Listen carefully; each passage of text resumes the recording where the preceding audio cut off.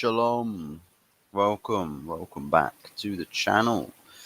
And it's Arsenal versus Manchester United FA Cup match preview. And tomorrow afternoon, I think it's a 3 o'clock. Is it a 3 o'clock kickoff? It is a 3 o'clock kickoff. And at the Emirates. And played there once already this season in the Premier League. And didn't go according to plan.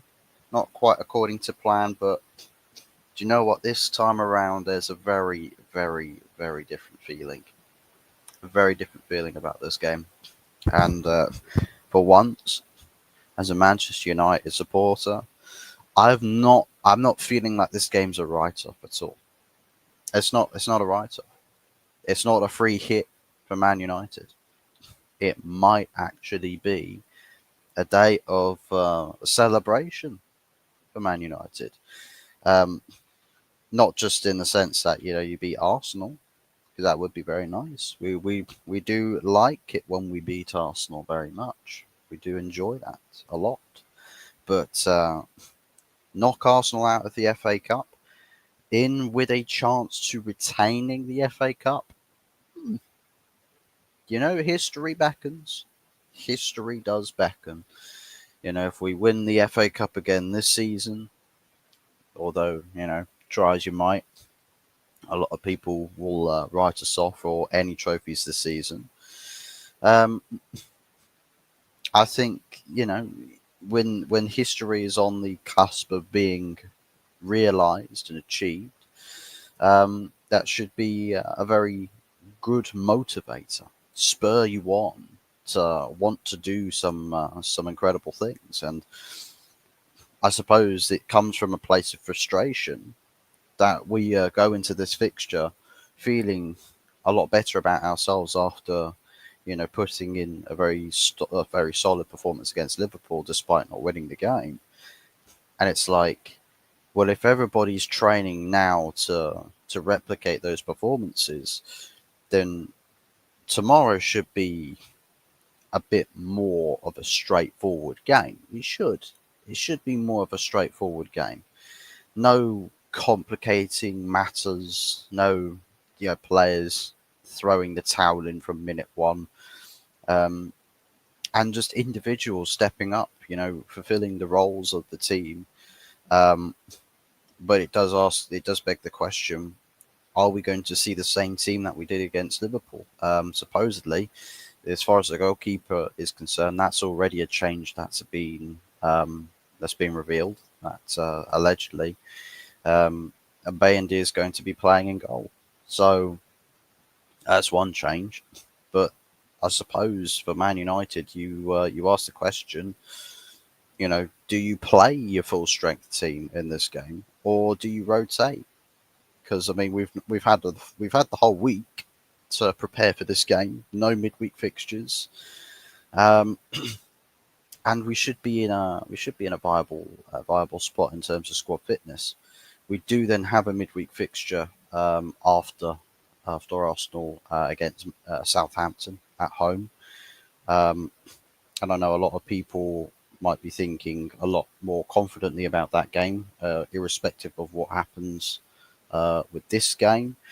But the feeling around Man United is that there's a turning point, like we've turned a corner, that players now sort of understand the system a lot more, that they get the roles, they've sort of found a bit of cohesion, they've found like things have started to click for them, and now it's like they know what they've got to do as a bare minimum to really make things work on this team. However, I can't imagine it'll be quite as plain sailing if we end up switching around 90% of the team. So I'd imagine there may be changes, but not as much as you'd traditionally class as rotating the team fully for other competitions. I think I'd imagine it'll be a bit closer to a lineup we saw against Liverpool, because you want to keep most of the good work the same, because it's a big game nonetheless. If you are Arsenal, very different story. Very different story. You might have looked at this game and thought, Well, if we don't go full strength, then it doesn't matter because we're pretty much 1 foot in the Carabao Cup final, and it's Man United in 14th place, 13th, 14th. They're not a problem for us. They're not a problem at all. That's in an alternative reality. The reality is that the Carabao Cup first leg semi final, Newcastle kicked your ass. And now you go into this game pretty much out of the Carabao Cup, and we're in a position now where matters are now a lot more complicated. Because if we don't go full strength, we've not only pretty much thrown the Carabao Cup out the window, we've also, in the space of 4 or 5 days, thrown the FA Cup out the window as well. And that doesn't show for good reading for a manager that's been here for now, I think it's 5 full years, um, or just over 5 full years, and has only won a single FA Cup with a team that isn't his, but failed at every step of the way with a team that is his. So it doesn't show for very good reading if you're Arsenal at the moment. So this game is absolutely imperative that you win. But I don't know where the heads are at for Arsenal Football Club, because the confidence after the Newcastle game is very, very low. And a lot of faith in the fan base is drained out. A lot of worried faces for the Manchester United game, because there's a lot of people that look at Man United from the outside in and think Man United look like they're starting to find form at the worst time possible, and we don't want to see this continue into our fixture. I would say don't hold your breath for a Man United masterclass, but I'd probably say maybe don't write us off, because we've spent a full week preparing for this game.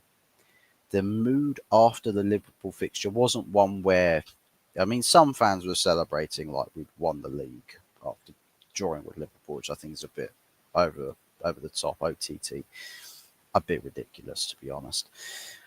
Um, for me, I think the mood with the team probably is where it should be. I think the heads for Man United are where they should be, head and heart in the right place. Come out of that game more frustrated than anything. To be like, well, that's really frustrating to know that I could have just done that all season long, but I haven't been doing that. And now the manager's really on to us with that. He's like, yo, what the fuck was that? Of course, I'm happy that we didn't lose this game, but where has that been?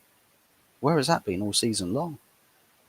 And now we've got another big game coming up, and some major conversations or major actions are going to have to happen if we go into this game and we see that disappear again.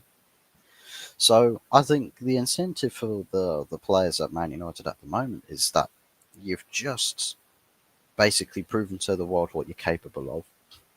Now we know that if we see anything less, then that can only be absolutely on you. So with players, they can't, palm off the blame anywhere else. Like, this is it.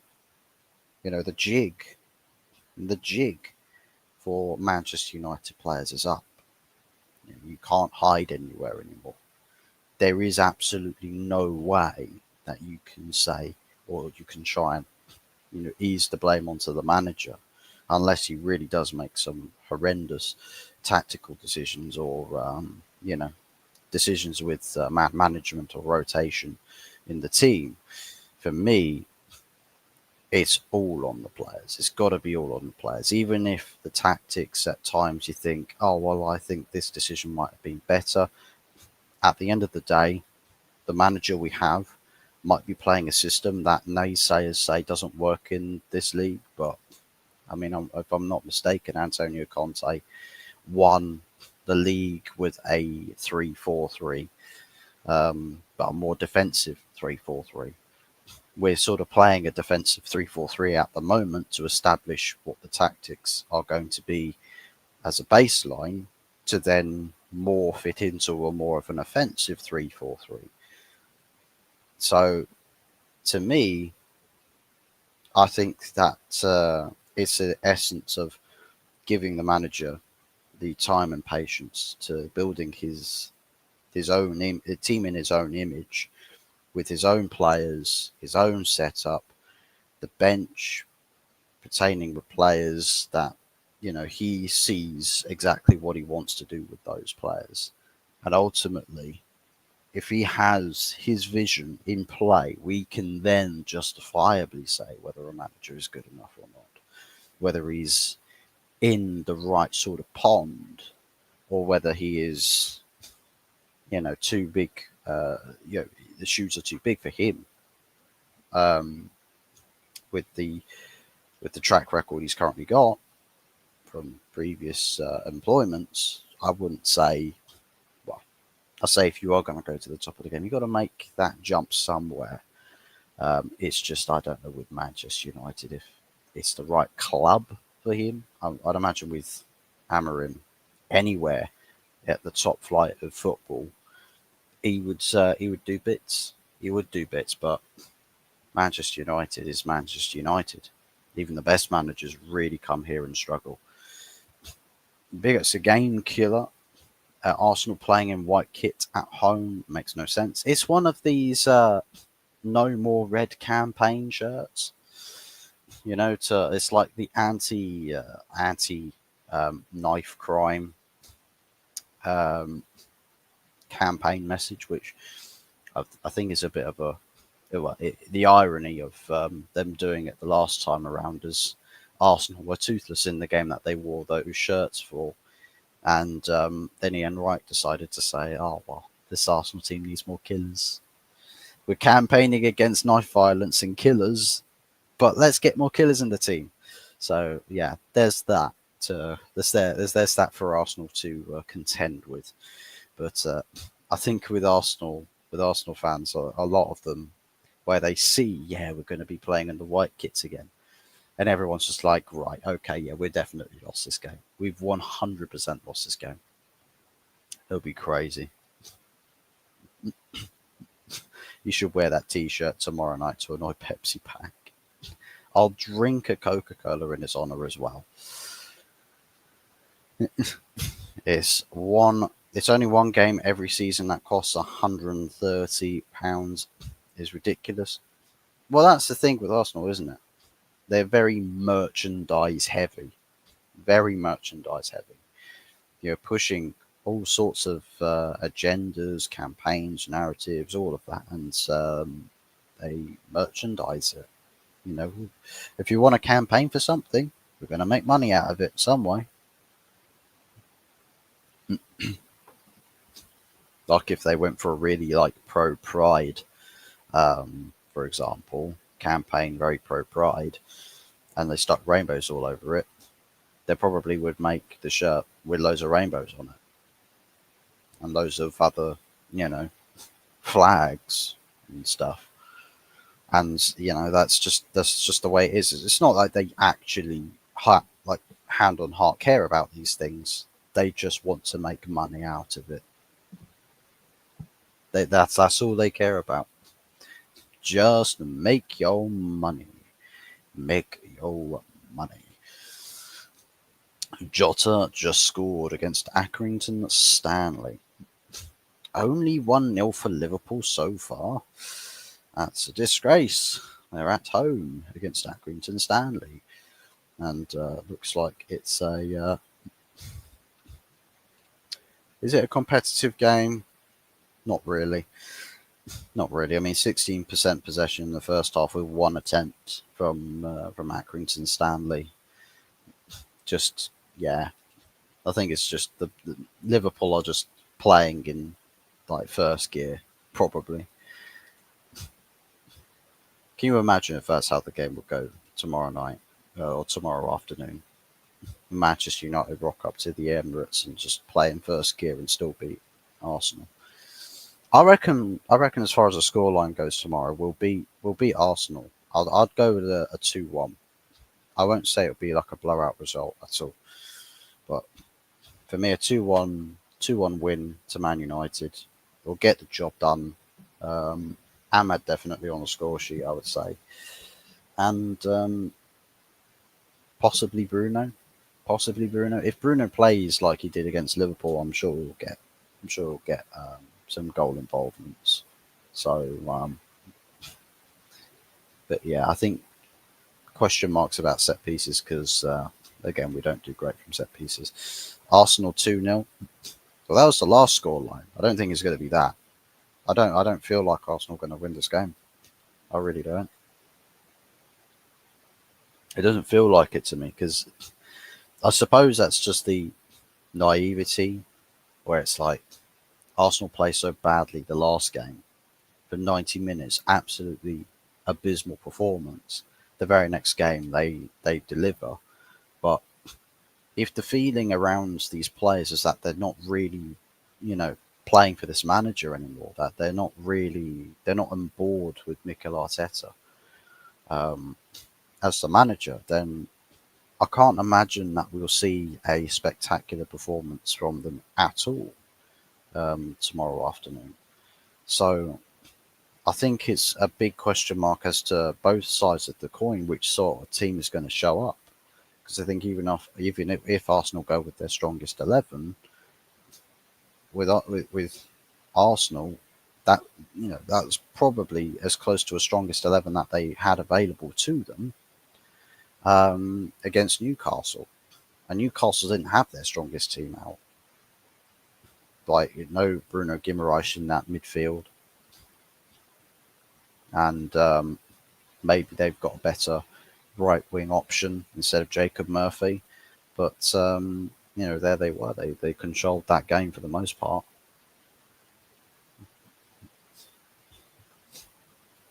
So yeah, but Manchester United aren't Newcastle United.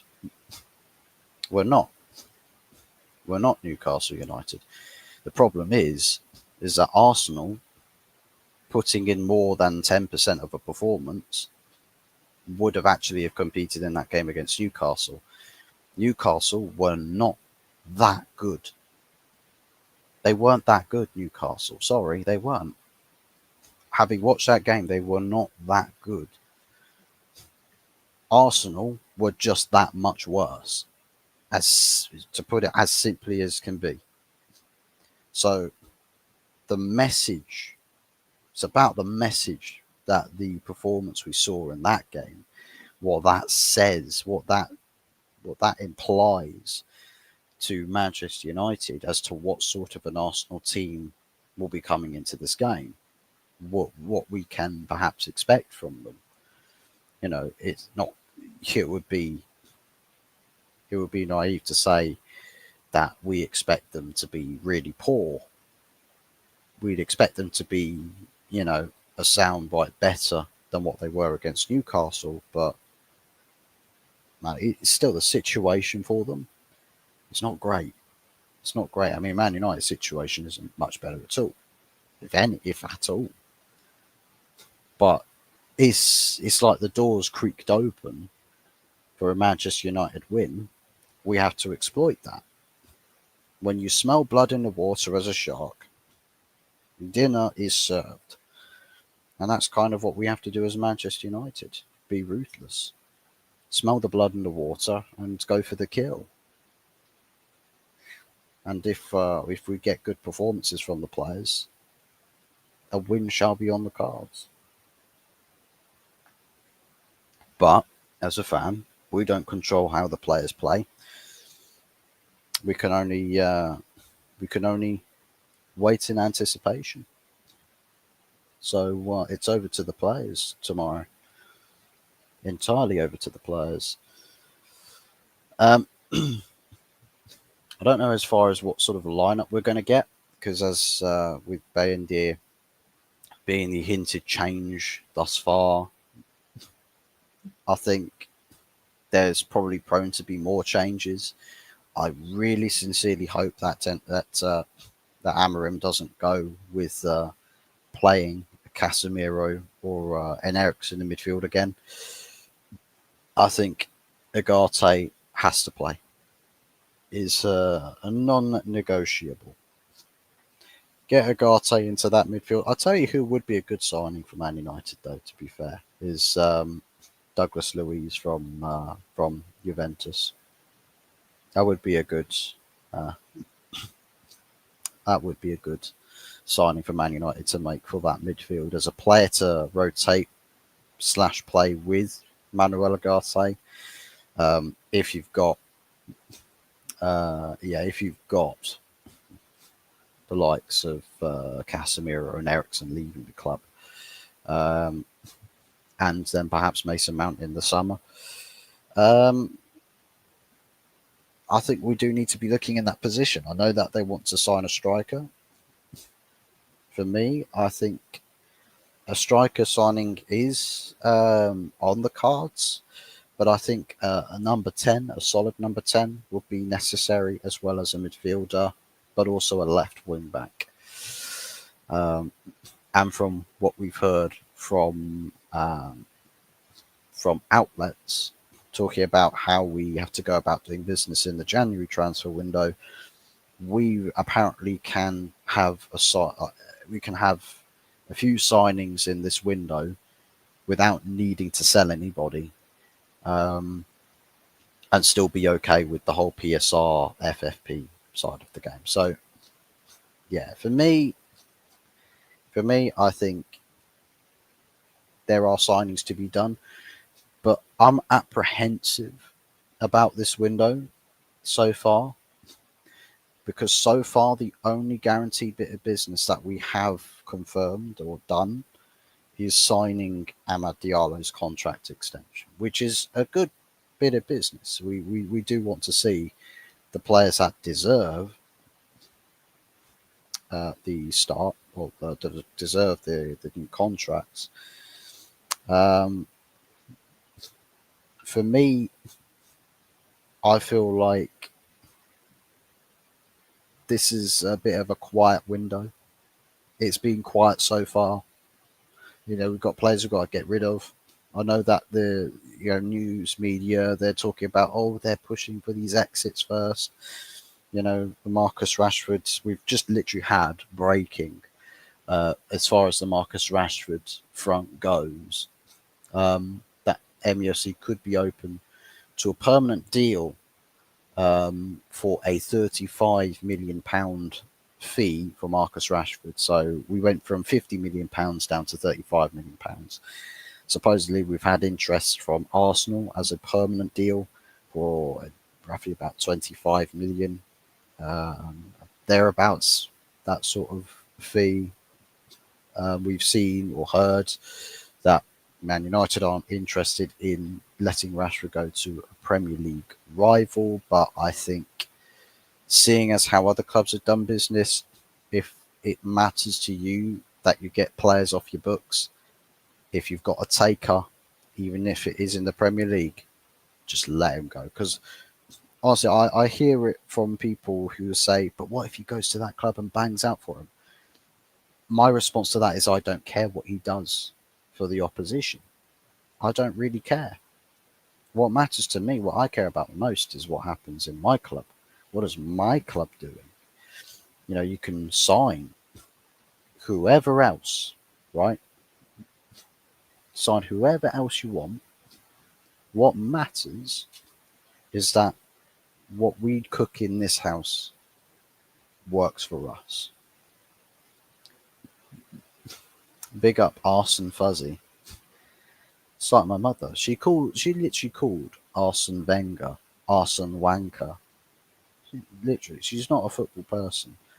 But once in newspaper, his name propped up, and she was just like, Arsene Wenger. What's Arsene Wenger? More like Arsene Wanker. And we're just like, there we go. There we go. That's what we like to hear. Pepsi Pack's going to love Tour Top Fuzzy. Love Tour Top. It's gonna love my top, definitely. Coca-Cola, stitched that Pepsi pack. Bristol Rovers tractor supporter. Rashford wants Barcelona transfer. Don't blame them. Can they pull that off? They've just pulled the levers to get Dani Olmo and I think it's Victor Rui or something. I think I can't remember who the other guy is, but they've managed to get them registered uh, in Barcelona colours for.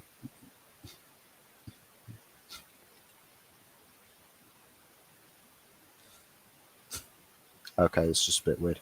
Just seeing some news that somebody's just posted. Apparently, Anthony's taking Ajax to court for some reason.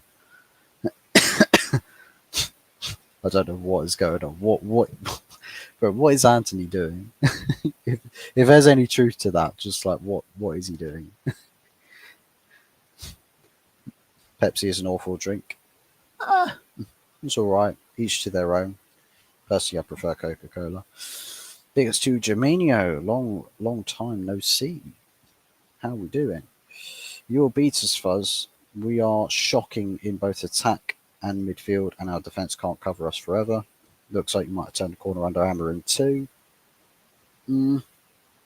Fingers crossed. I'm hoping that this is the start of something, because we did say after Man City, the season starts now. Season starts now, and then we went on an abysmal, the worst run of form so far this season. So I'm not taking nothing for granted. Onana, Bayindir, Lindelof, Martinez, Malacia, Casemiro, Ericsson, Mount, Rashford, and Xerxes will need to go this window. Oh, probably about two, maybe three of those will go. Apparently, Malacia's generated interest from Italy. That's some clubs there. Como, I think it is, are interested in Malacia for roughly about the same sort of fee that we signed him for, which, all things considered, if we sold him for, wouldn't necessarily be a loss, because we paid off some of that transfer fee with how much he's played for the club. Well, for how long he's been at the club, I should say. Oh, and Anthony needs to leave too. Forgot about. Yeah, I think the players with the biggest wages are, or I think with Manchester United, the bigger your wage, the worse performer you are. It feels like that's the sort of scale that we're abbreviating here. So I think if yeah, I think for me, if we can get rid of the top earner players at the club, that will be to me that will be the start of something different, something fresher at the club. Big up Fuzz, big up Ravi. Please put Arsenal in a box and shut the lid. These Arsenal picks can do one crime. That star by Saka of Poo is out. Outland, Trossard might go. Yeah, to be fair, with Trossard, I think with Trossard, what I swear Trossard like turned down some like contract extension or something at Arsenal, from what I've heard. Whether that's whether that's true or not, but but yeah, I think difficult situation, because if Arsenal don't progress on, win any trophies this season, I think players at the club, the top players at Arsenal, start thinking about ambition.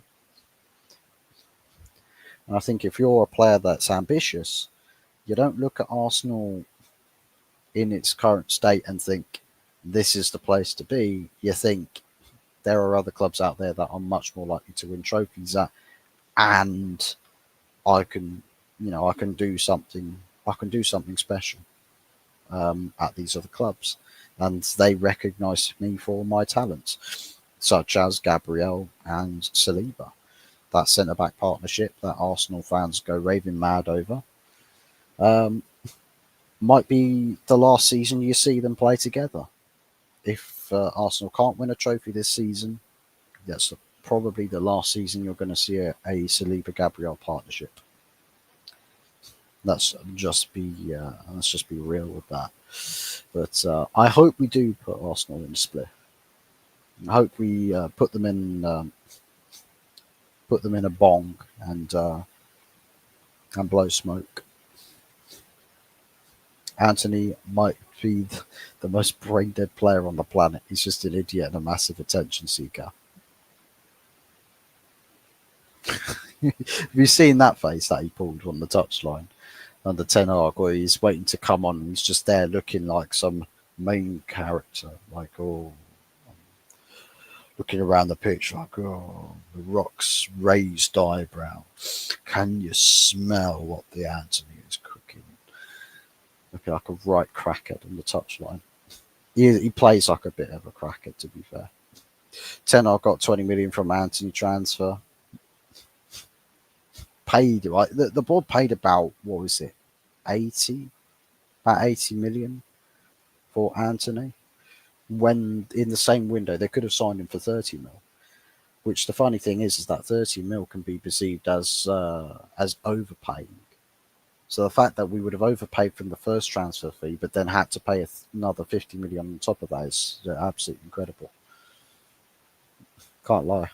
Same old West Ham, always cheating. PS don't tell Tom. Oh, I'll tell you what.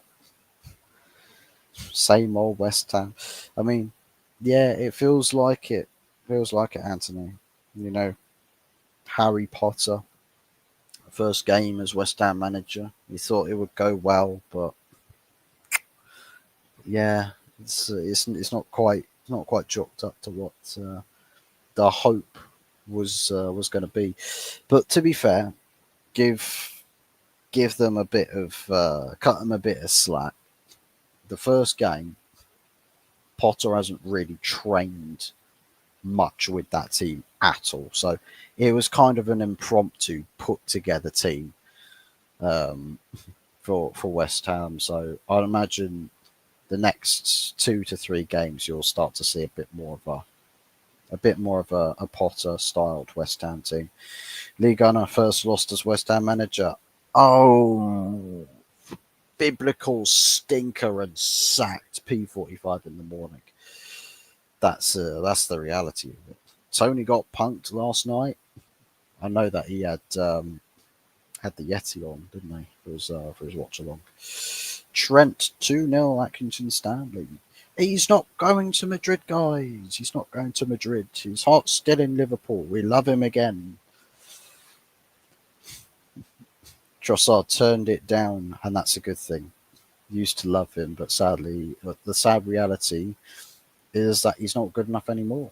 Well, he has dropped off the face of a cliff as he went from plausibly being Arsenal's most potent attacker to not really having much of a cutting edge to him.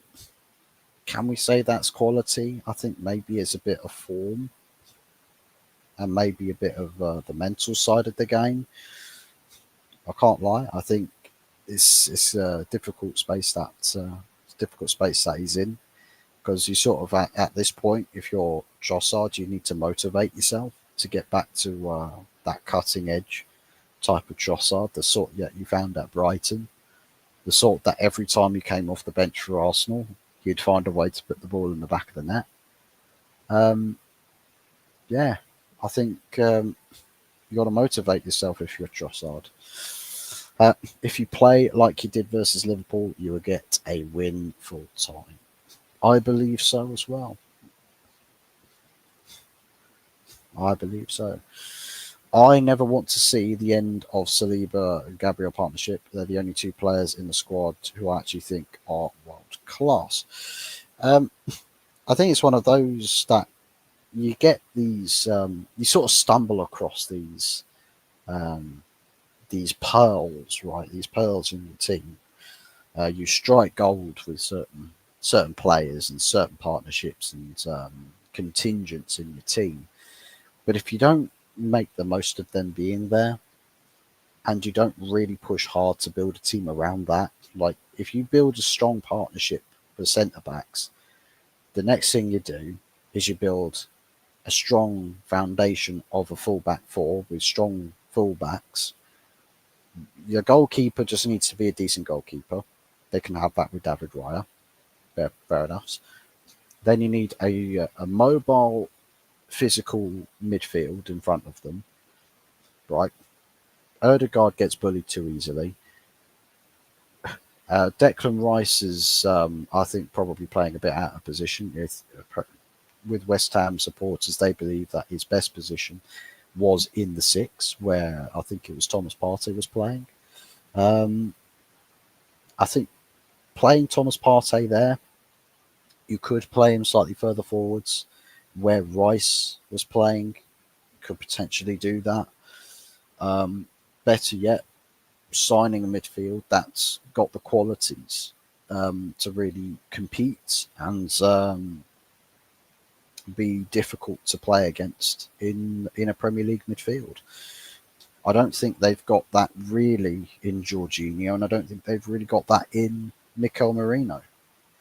So, it beckons the question: you've got two number sixes, ideally, but who plays in the other side of the eight? Who plays over there? Does Kai Havertz play there? Because he doesn't really he doesn't really do much with the ball in that area of the pitch. He sort of just gets utilised up top as the number 9, but he's not really an out-and-out number 9. So there's a systematic difficulty there, and Gabriel Jesus, who technically speaking, playing him more consistently probably would bear a few more fruits, but the system and the approach, the tactical approach, would probably need to be fine-tuned somewhat so that it prioritizes putting more of the play-through channels going through the middle rather than down the wings. Because at the moment, the only sort of area of attack you've got come down the flanks with your wingers playing more inverted and striking with the stronger foot.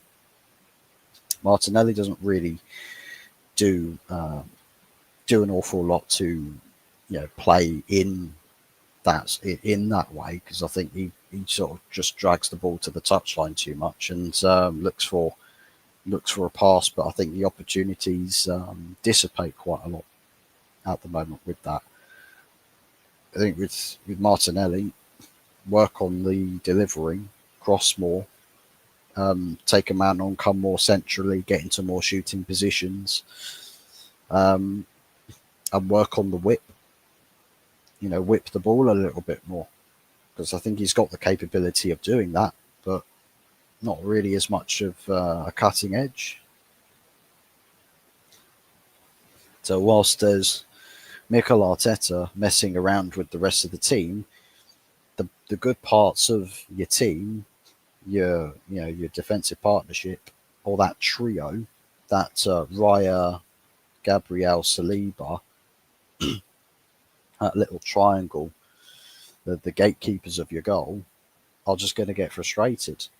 They're going to get frustrated. They're going to be like, well, it's like every weekend we see the potential. We'll do our part. As soon as everybody else does their part, phenomenal team. But we just don't have that, and I don't necessarily think that they've Arsenal Football Club have built that. Remy Pato. If rubbish Man United players are not thinking of leaving their club, why should Arsenal players think of leaving? Nonsense. Well, it comes down to ambition, Remy. It comes down to ambition.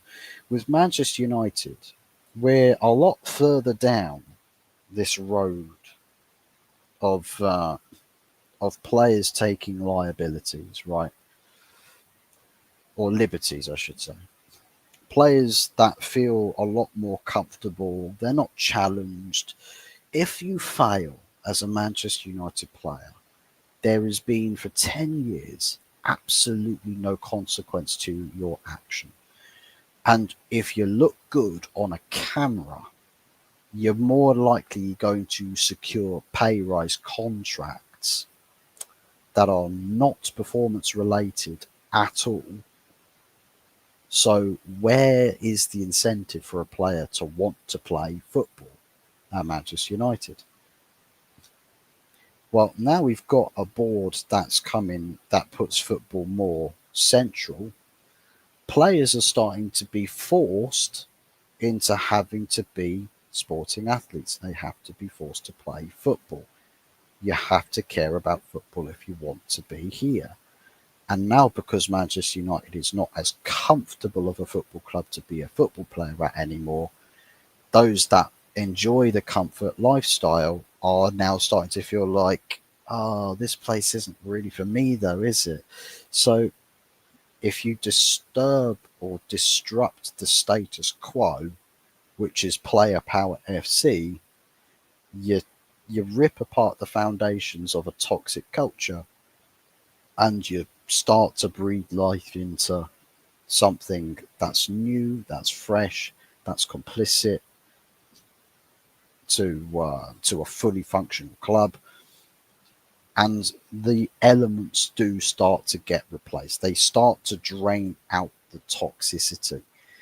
So we just need, as a board, you can you could go down the right path, but I feel like you do need to go down the right path at a certain pace.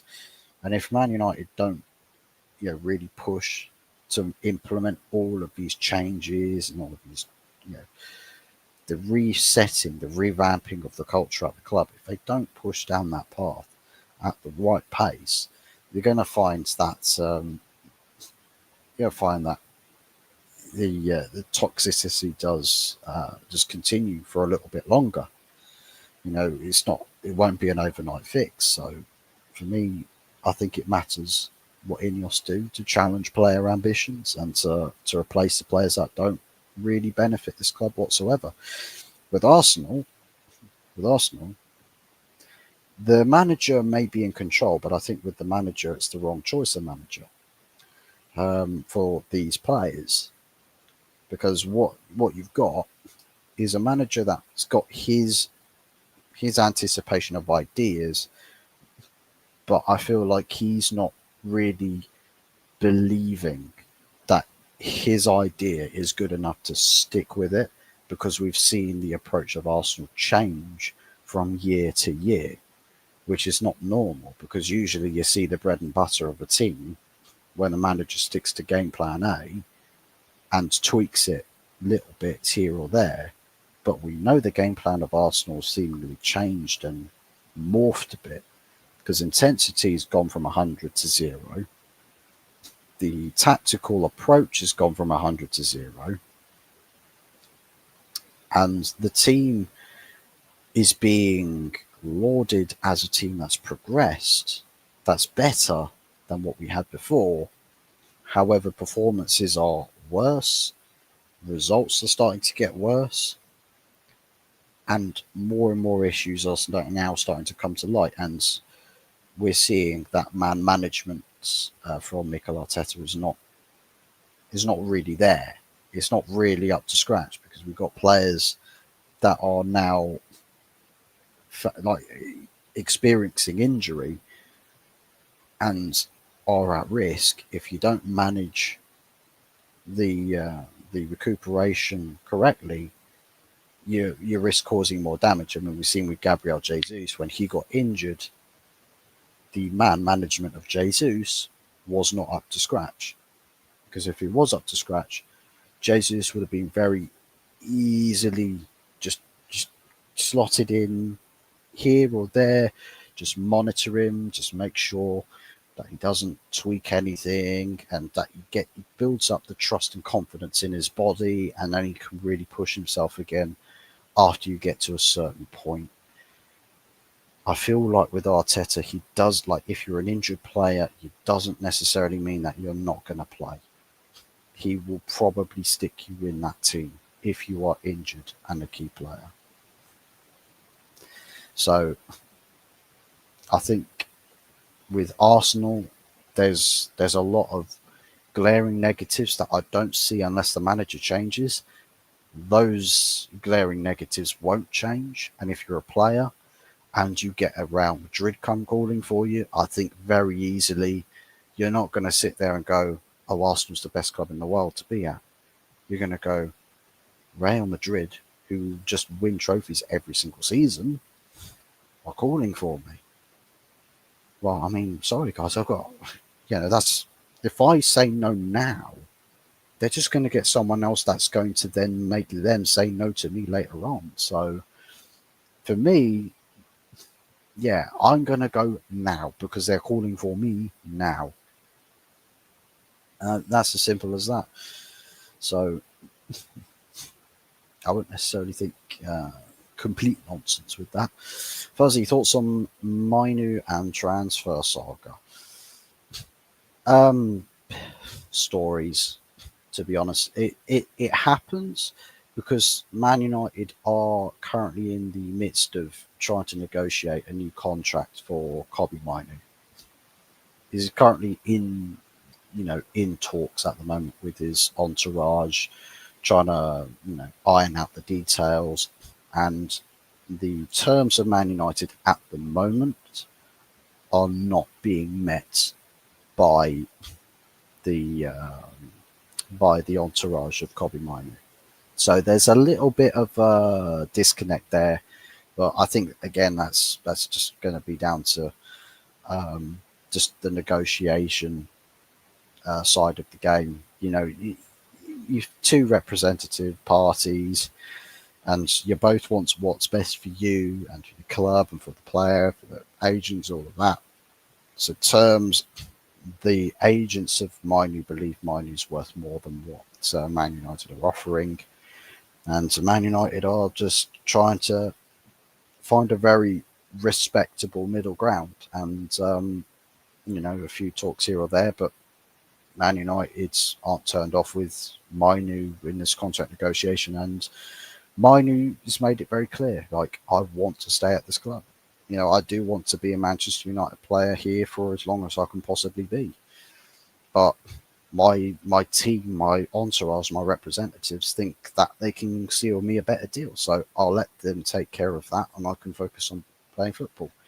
The thing is that the second that you ever get any sort of clarity to outsiders to the negotiations, saying, "Oh, they've not quite sealed the deal yet," other clubs will go in and say, "Oh, we can get him to say yes to us instead, can't we? Yeah, get our representatives onto that."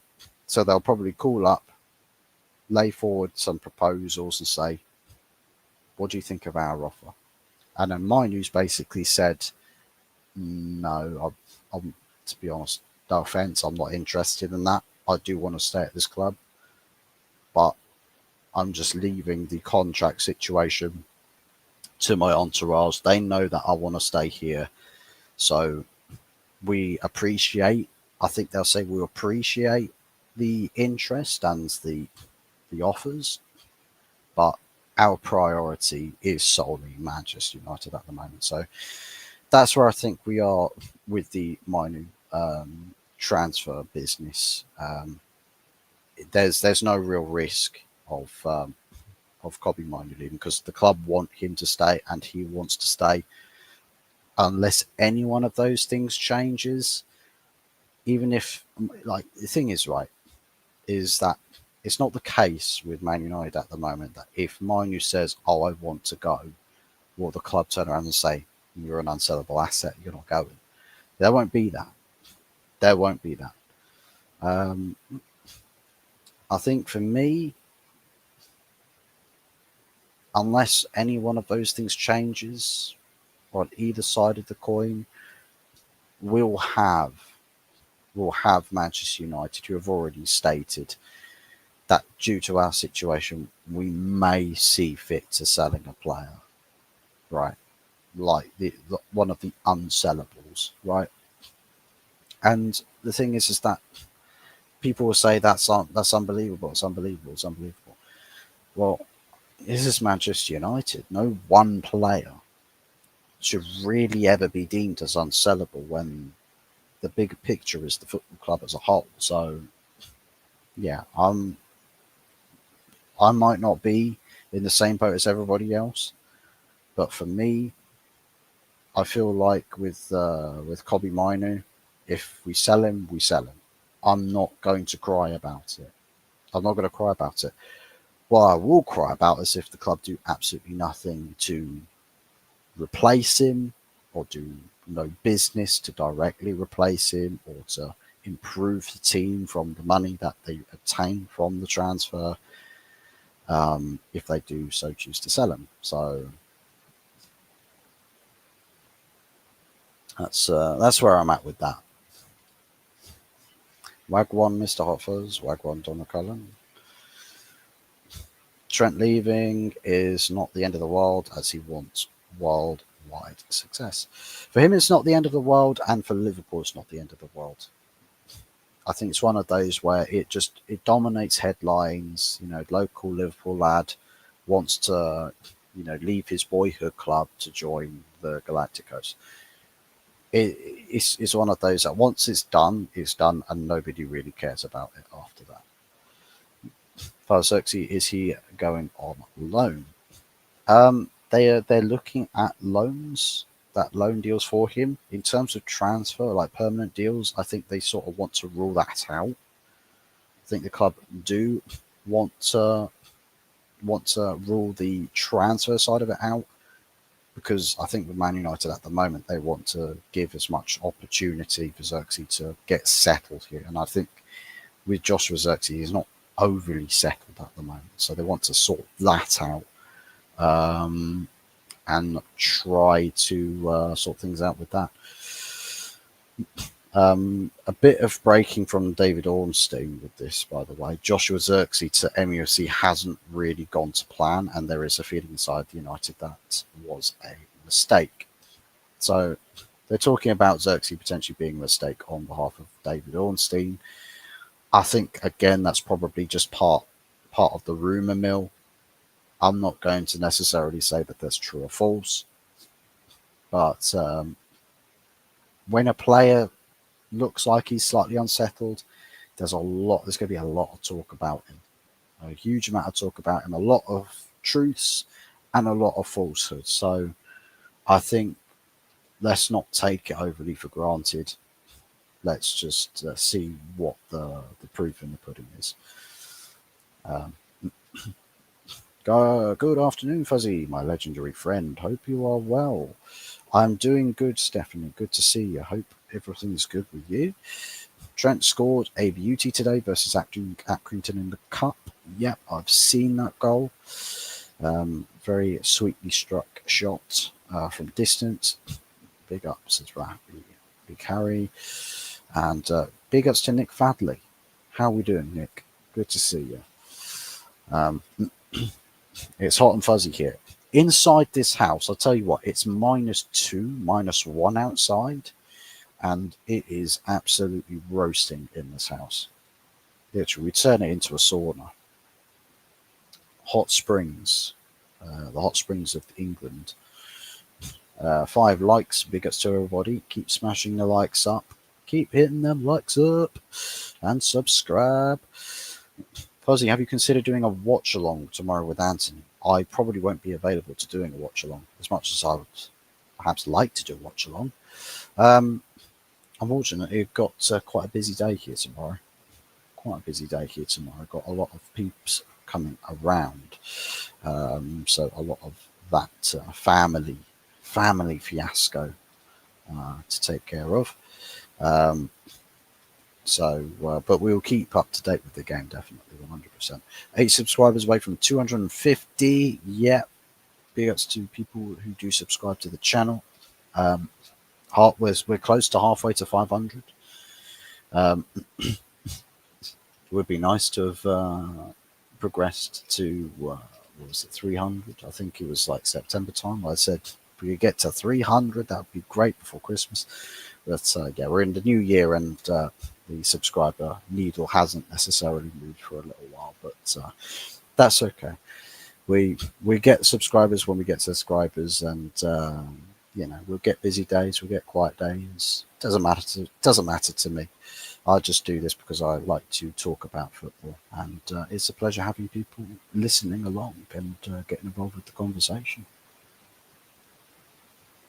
So I'm not overly all too fussed. I do this because I like doing it. Shock, surprise! Fuzzy doing YouTube because he likes doing it. It's as simple as that. Simply. Just go watch this Trent goal again. Yeah, long distance shot, looping over the goalkeeper. Yeah, that was a nice strike with the right foot. Lequip have given us some news about Kvaratskhelia and Rashford. Supposedly, they are talking about MUFC are doing everything possible to convince Napoli to do a swap deal of Kvaratskhelia and Rashford. I've got to make sure I get the name right. Napoli will ask for money included in the deal. PSG are still in the race, but not ready to offer 80 million euro asked from Napoli. So they're talking about a swap deal. If we, to be honest, getting getting Kvaratskhelia to replace Rashford, that's a good deal. On the precipice, on paper, that would be a very good deal to do, but it's a very unrealistic deal to do. A very unrealistic deal because it's January, it's a swap deal. You're offloading a player to Napoli who they're not overly interested in Rashford, who's not in as good of an age profile and a stage in their career as Kvaratskhelia is in his stage of his career, much more of a meaningful asset to them and still very much of their interest. So there's so many downside aspects to this transfer for Napoli that there's just, even if you do get a player and some cash, to you that's not really going to be, you're not going to feel like, yeah, that we're going to definitely get a good rub off with this deal. Like it's not really going to be um, it's not really going to go the way that they want to. I think Barcelona is probably one of the most likeliest places for him to go, plus AC Milan. I think those two places, but there's one club, and I'm sorry, Anthony, there's one club you just cannot rule out right now. Arsenal. You just can't rule out Arsenal. You just can't do it. On a permanent, possibly. I mean, some of the Arsenal lot have said, you watch this space, Arsenal will go in for Rashford. They're feeling it. They're feeling it.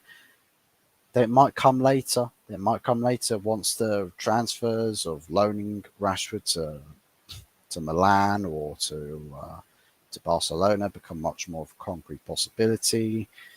Um, Maybe that's when Arsenal pull the trigger and go, there's a transfer fee for Rashford, and Man United go, oh, okay then. Well, thank you for that.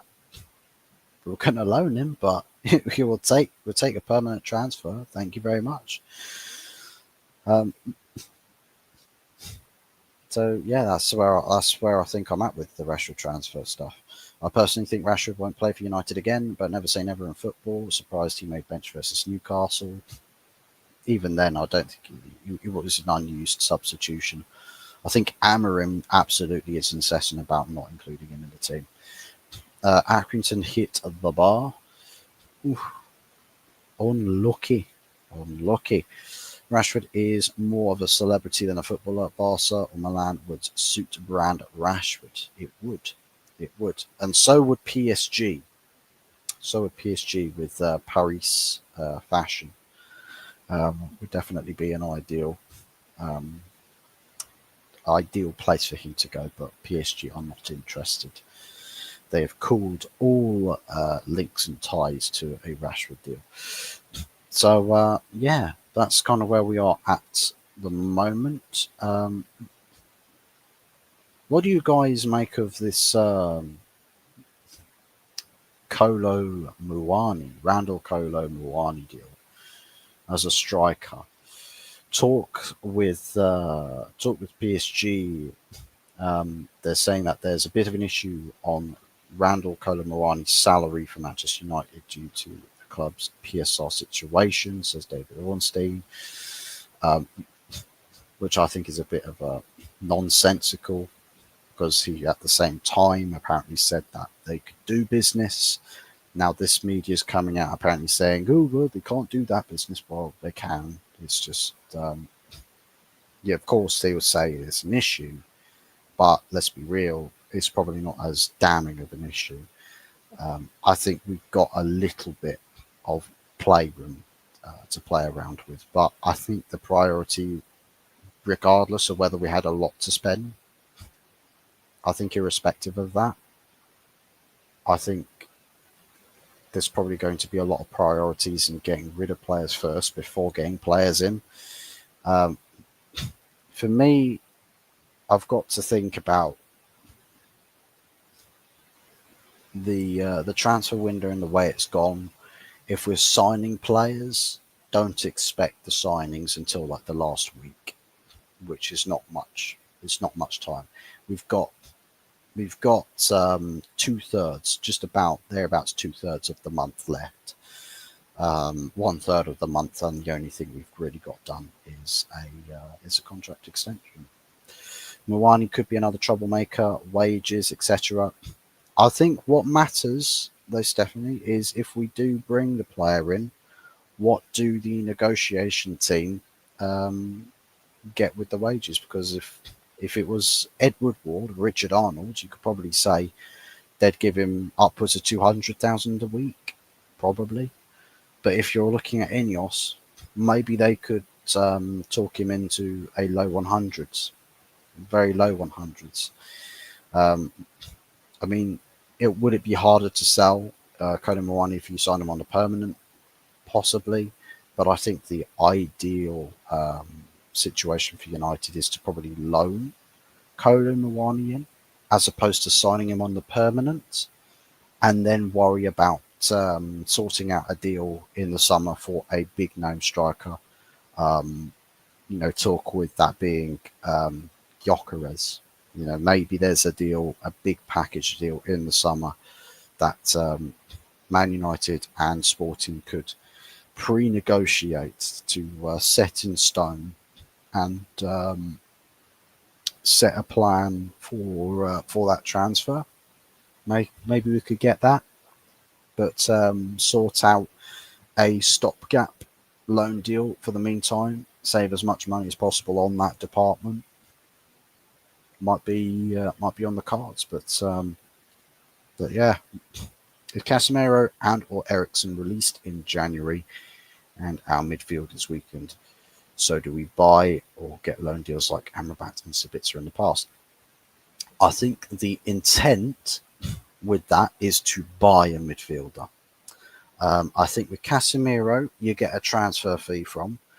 Eriksen, you probably can get a transfer fee, but you won't get much. So I think it's probably Casemiro is the sale that will generate a purchase from.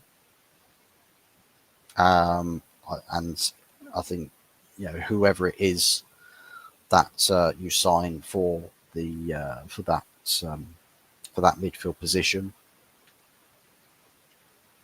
I think you could probably get a good deal there. There's quite a few players you could sign that are available.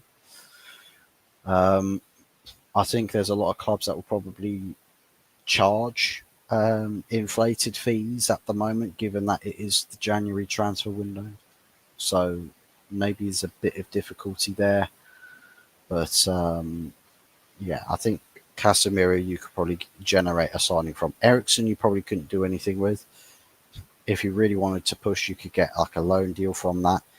I wonder with potentially Malacia being mentioned as a potential sale in January. If it was up to me, I'd want to get rid of Luke Shaw, but you can't really sell an injured player. I think you could maybe do something with the sale fee of Malacia, use pretty much the funds from that to go for a left wing back target. Um, I don't think Nuno Mendes is a possibility in January, but I'll tell you what, the one player that is a possibility to me is Alvaro Fernandez. Buyback clause. Get him in as the understudy in the first team. He's doing bits for Benfica. Get him in as an option for that left wing back position. Of course, he's not really going to be the long term starting plan, but you can save the bigger transfer for that in the summer. Because if Ugarte gets injured, we are stuffed. Yeah, I think the club realise that as well. So I think there is intent to buy a midfielder, especially if we do sell Casemiro. Toby Collier may get pushed to starting some more games in the second half of the season. Accrington getting closer. Be nice for them to get a goal at Anfield. Would be nice for them.